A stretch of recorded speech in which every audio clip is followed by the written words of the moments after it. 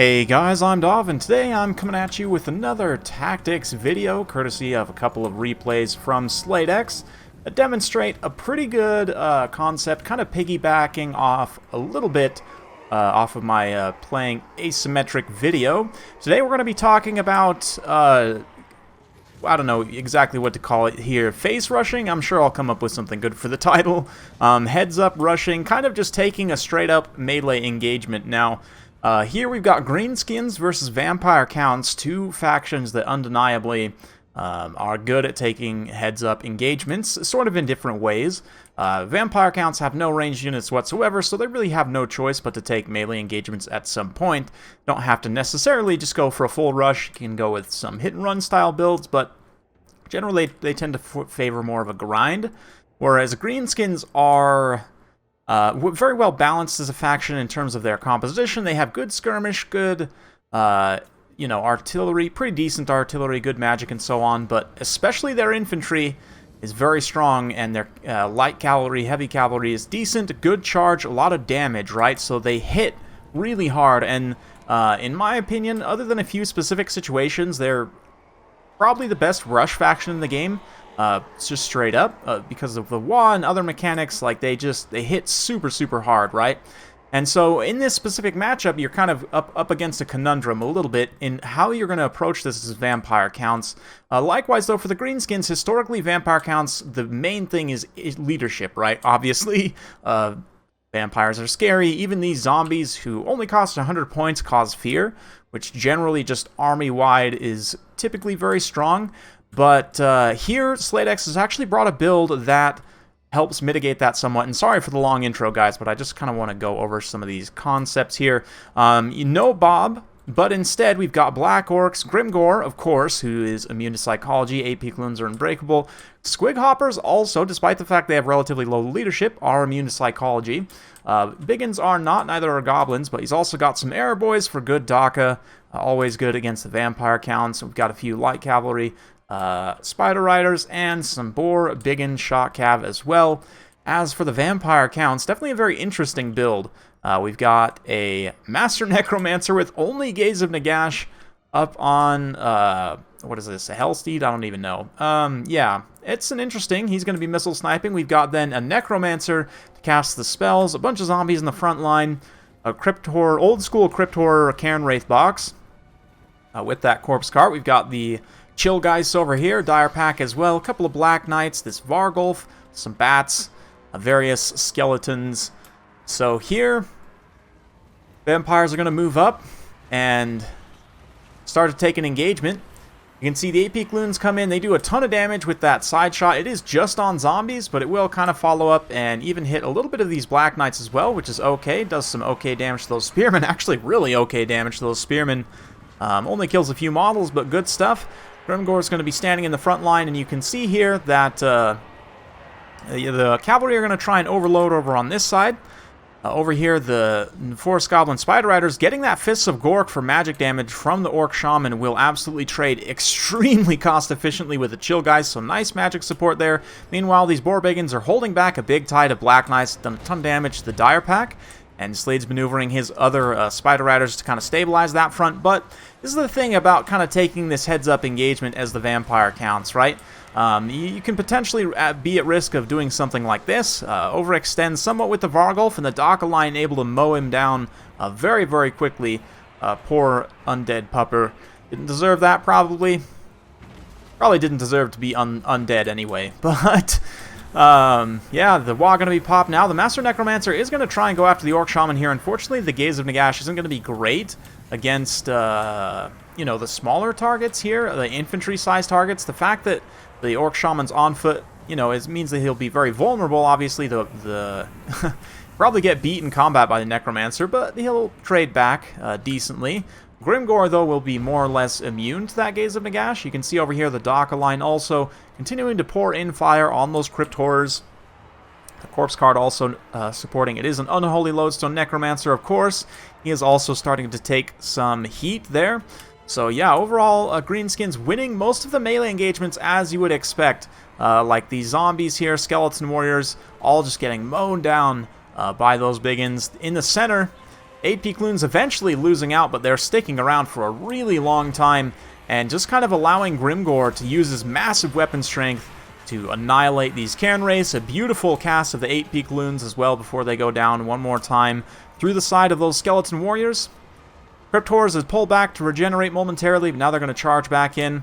Not sure exactly if they're trying to charge Grimgor, but you can see both Black Orcs are basically completely healthy. The Biggins over on the right flank as well. Archer line is somewhat compromised here, but the Chill guys have taken enough magic damage. There's been enough support from the Shaman to deal with them. And Orc Boarboy Biggins now, of course, getting that Wa. That immune to psychology from the Wa in particular will help a lot in this matchup. Actually, I think that's one of the changes that might help this matchup the most. The fact that you can reliably get multiple Was, because the vampire counts are a melee-centric faction, a melee-only faction even. You know, they have to fight you in melee. They really don't have any choice, so they're going to be charging your Wa no matter what, and you're going to consistently get a few as long as you don't get terrified away super quickly. But especially these very, you know, I use this word in a very strange way, but sustainable units, units that can sustain. Maybe that's a better way of phrasing it. Not really sustainable. I don't know if these Black Orcs are going out, you know, planting trees and putting solar panels on their roofs or anything. But anyway, what they can do is fight in sustained combat for quite a long time. They're going to do that quite well. Beautiful brain burster there, helping to finish off some of these Cairn Wraiths. Grimgor himself absolutely just plowing through various units here. And yeah, you can see that the core of this very strong infantry is basically completely healthy, having chopped through the majority of the army, while the Daka line dealt with a few high-value targets. The Shaman stuck around long enough. He is going to be finished off here. But he stuck around long enough to do what he needed to, basically, to deal with the spooky ghosts and give some timely support in the right places. And it turns out to be a pretty good victory for the Greenskins. And, you know, I'm not trying to talk bad about Peanut Butter Special. I know he's a tournament player. He's a decent player, and hopefully he takes this kind of as advice more than anything. But it's definitely tough. The Greenskins can kind of counter mobility decently well. But I think here, if you go, this is my own kind of bias as to playing vampire accounts, but Blood Knights really, if you can win that mobility engagement decisively, then you really don't have to take a heads-up engagement. You can continue to cycle charge, kind of, you know, bait and screen, and just use your mobility to dictate the course of the battle. Yeah, and likewise, just sort of taking an awkward engagement, even if you have that kind of good symmetric deployment, like moving your formation up and crashing into one side of the opponent's army, for example, where they'll have to react and wheel multiple of their units around. You can potentially get an engagement where you can get, you know, one of those Black Orcs, maybe one of those Biggins, even engaged by multiple of your units at the same time, you know, kind of force those one-sided engagements in your favor. That's really the way to approach it, and not necessarily to just run headfirst Yolo charge, although, yeah, it's kind of the vampire counts way. So let's go ahead and take a look at one more replay from Slade here. Next up, we got the best glass cannon in the game, the Little Night Goblin War Boss on his squig. This time, he's up against energized Lizardmen, going to be led by a Life Salon here. It's also got Feral Stegodon, Feral Carnosaur, front line of Saurus Warriors, got Legion of Chakwa in the center, and some Skinks on the flanks, single Salamander hunting pack, some Cold One Riders. And that's it for the Lizardmen. For Greenskins, we've got Biggins and Savage Biggins, 8 Peakloons once again, front and center, Goblins out to the flanks, Error Boys, yeah, some Trolls, just regular Trolls this time, no Stony Trolls. Error Boys, Savage Error Boys, Rusty Errors, and the Orc Shaman once again. Very nice. And here, this is kind of what I was talking about a little bit. Energize is going to run straight in with the Saurus, and you see them just get hard crumped pretty much across the line. Even Biggins, they don't necessarily trade great against. In the center, where the Feral Stegodon comes through, obviously, that'll do a lot of damage there. That'll help swing that fight. But this Carnosaur comes forward, and despite the Shield of the Old Ones, the Daka line just does so much damage to him. The Fermented Fungi actually being countered by the Cold One, or Cold-Blooded, rather. So Lizardmen do actually have the only counterplay in the game currently to the Fermented Fungi to stop that rampage. But even over here, like, these goblins will trade at cost very efficiently with the skink cohort, especially with that wall active. Trolls plus Biggins here is just going to be a terrible fight for those Saurus. Energize is able to get his Slon back here. And these Legion of Chakwa were doing okay, but a beautiful side-shotting, aimed 8-peak loons there through that front line. And in the back line, these Mangy Marauders were able to, I'm not sure, I don't remember exactly what happened here, what circumstances led to them winning against that hunting pack, but they are able to drive away that hunting pack at the very least. Carnosaur comes back in the front line. It's probably going to get some healing, I would imagine, like a regrowth. Yep, there comes the regrowth. And the Salamanders also return, going to do a bit of counterfire on those Mangy Marauders, start to claw their way back, but just the infantry fight going so one-sided here, and this, the Legion of Chakwa, the one bright spot, oh man, just gets absolutely stomped there, racking up a pretty decent amount of kills, 47, not as much as I would have expected, but still a decent high-value target. You can see now the Trolls crashing from the other flank, and already we're not too long into the battle, and the Lizardmen are pretty far behind. Greenskins have already pulled pretty decisively ahead. Blood Statue out of spite there. Looks like an Earthblood as well, trying to sustain the Cold One Riders and the Feral Carnosaur in the front line. And now you can see with these two operating together, they're kind of able to roll around as a mobile force and start to take out some of these other units that had been previously weakened. And therein kind of lies the clue to how Lizardmen could have potentially got victory here. And I do think this build is... it would have been tough. Saurus in this matchup, they just trade really awkwardly with most Greenskins infantry. In fact, I would say Saurus and Skinks both trade very awkwardly with Greenskins infantry. Most of the time, the Greenskins infantry is going to come out on top, you know, even very cost-effectively on top in certain situations. Really, obviously, the Lizardmen have superior monsters, but from a skirmish standpoint, your skirmishers as the Lizardmen can be caught by the Greenskins' mobility. It's really not that fast. So, from a matchup perspective, going for more of a mobile charge-oriented build, right, where you can move in, hit, do a ton of damage on the charge, and then quickly pull away will allow you to, again, kind of like I was talking about with the vampire counts, you can win mobility, and then you can dictate the engagements as the Lizardmen, right? And Saurus are just a little bit too slow for that. Skink infantry are fast enough. I mean, you certainly can take Saurus. I'm not saying that it's always a terrible idea against Greenskins. Just in general, if we kind of take this matchup as an example, and again, you can apply this sort of logic to just about every matchup with the Greenskins. There's one exception with the Beastmen. I'll kind of talk about that probably in another video.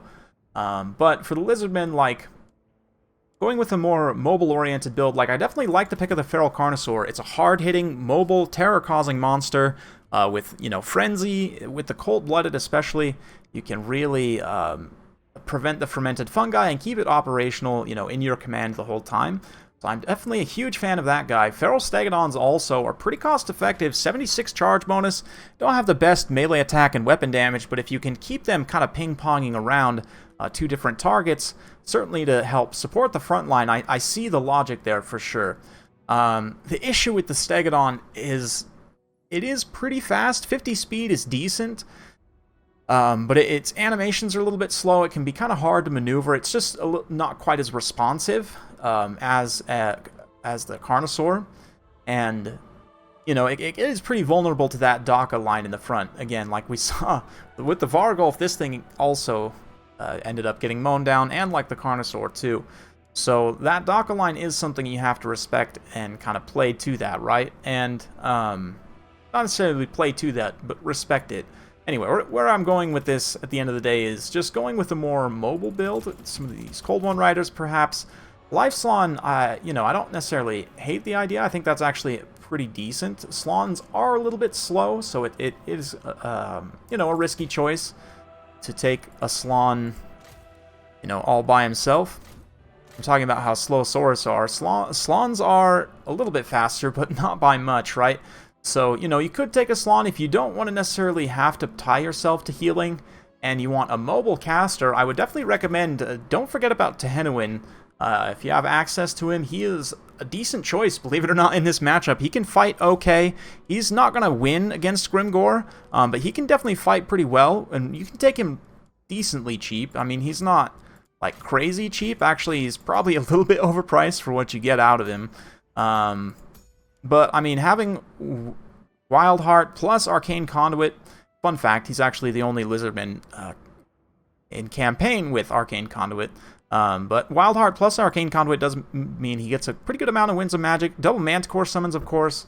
Well, I guess just one Manticore summon with 2 Manticores is what I'm trying to say. Anyway, it's quite strong. And, of course, against the Greenskins, having that extra mobile, again, mobile terror, is quite good. And then, of course, you can run Flock of Doom. There is also an argument to be made that Pan's Pelt might not be too bad here.